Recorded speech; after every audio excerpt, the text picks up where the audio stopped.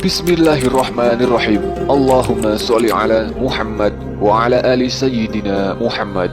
Rasulullah Muhammad sallallahu alaihi wasallam menerima ilmu segala bidang ilmu dari Allah Subhanahu wa taala, dari ilmu syariat, tarekat, hakikat, marifat, sains, hikmah, sosial, budaya, sejarah, hingga ilmu yang dirahasiakan untuk kaum awam, dan segalanya tersimpan pada ayat-ayat suci Al-Quran. Meski sesempurna itu, rupanya masih ada ilmu yang diterima Nabi Muhammad yang tidak sanggup dibawa Al-Quran maupun jin dan malaikat. Kita akan mengulas ilmu tingkat tinggi tersebut dengan tema pertemuan Alif Lam Mim dan Alif Lam Ha. Ulasan ini sangat sayang jika terlewatkan. Untuk itu silahkan simak sampai akhir. Assalamualaikum warahmatullahi wabarakatuh. Selamat datang di Al-Maktub. Sebelum lanjut silahkan ikuti dengan subscribe untuk mendapatkan update video yang akan membahas kajian Islam dari sudut pandang yang sedikit berbeda. Tahukah Anda jika kalimat Alif Lam Mim mengisyaratkan bahasa simbolik gerakan sholat? Inilah ilmu dengan derajat tertinggi hingga malaikat dan Al-Quran tidak mampu memasukinya, disebabkan syarat utamanya diperlukan tarikat akal dan gerakan simbolik secara fisik dengan kaidah yang terukur. Seperti yang telah kita sampaikan di video sebelumnya, bacaan Alif Lam Mim hikmah maknanya hampir tak terbatas. Pembahasan inilah salah satu pembuktiannya di mana kita menggunakan ilmu hikmah dari Alif Lam Mim yang kita arahkan untuk meningkatkan kualitas ibadah sholat kita. Dalam part video sebelumnya kita menampilkan makna alif sebagai ilmu syariat yang apabila ilmu alif ditarikatkan atau diamalkan, lam, maka akan tercapai mim hakikat. Setelah tercapai hakikat maka akan bermakrifat atau mengenal Tuhan yang tersirat dalam simbolitas huruf H dengan makna aku esensi Tuhan. Silahkan ulang video ini jika Anda masih menerka-nerka dalam memahaminya. Apa yang coba kita uraikan ini bisa Anda praktekkan dalam sholat wajib 5 waktu maupun sholat sunnah. Kita tidak bisa menilai realita ini apakah hanya kebetulan atau hanya cocok logi maupun sebagai suatu fenomena ilmu yang menakjubkan atau apa namanya. Silahkan Anda maknai sendiri apik ilmu Tuhan berikut ini. Huruf alif dengan pola garis lurus adalah simbolitas gerakan sholat pada tahap takbiratul ihram dan berdiri dengan tangan sedekap. Huruf lam menyimbolkan sama persis dengan posisi ruku. Lalu huruf mim pun sangat identik dengan posisi sujud.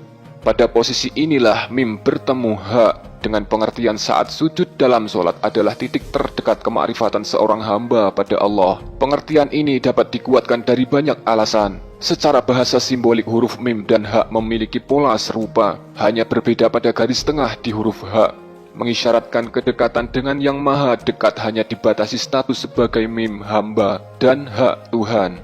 Secara aspek gerakan sholat dari tahap berdiri sedekap, kemudian gerakan ruku yang dilanjutkan sujud, membentuk sebuah pola mengerucut dengan bentuk segitiga yang mana pola ini memiliki alasan yang sama bahwa posisi sujud adalah titik pusat bertemunya hamba dengan Tuhan. Pun demikian dalam proses diterimanya wahyu perintah sholat.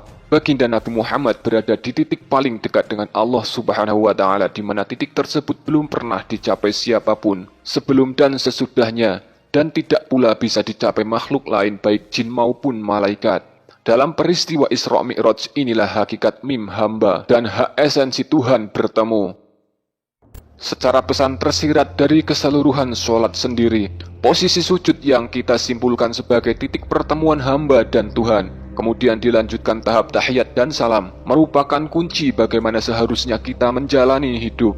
Dengan makna yang kita sederhanakan, gerakan dan keseluruhan tata cara sholat mengajarkan kita agar kita menemui Tuhan terlebih dahulu sebelum menghadapi bahayanya dunia. Inilah alasan kenapa dalam tahap tahiyat setelah sujud kita diwajibkan membaca 2 sholawat, bersolawat kepada Nabi Ibrahim alaihissalam dan Nabi Muhammad sallallahu alaihi wasallam. Kemudian sebelum salam pada tahiyat akhir kita dianjurkan membaca doa kebaikan dunia dan akhirat. Dan terkhusus adalah doa agar terlindung dari fitnah Al-Masih Ad-Dajjal. Yang artinya posisi tahiyat memiliki nilai ilmu tentang tata cara bagaimana seharusnya kita menghadapi dunia setelah kita menemui Tuhan pada posisi sujud. Kekhusyuan sholat seorang hamba sendiri dapat ditandai dari kualitas kekhusyuannya saat bersujud, di mana sujud adalah titik makrifat sejati. Bahkan ada sebagian hamba yang tidak ingin bangun dari sujud. Dirinya tidak ingin keluar dari zona makrifat terdekat dengan Tuhan sehingga seorang hamba tersebut memutuskan untuk tidak kembali ke dunia, tidak menikah, tidak bekerja, hanya makan jika ada yang dimakan dan lelaku spiritual tingkat tinggi yang lain. Silahkan Anda maknai sendiri hikmah dari pertemuan mim dan hak ataupun hikmah rangkaian sholat. Ada hikmah apa lagi yang tidak tersampaikan di sini? Sebab ilmu hikmah begitu luas dan Anda bisa memaknainya sendiri dengan tujuan mengantarkan kita pada kebaikan selanjutnya.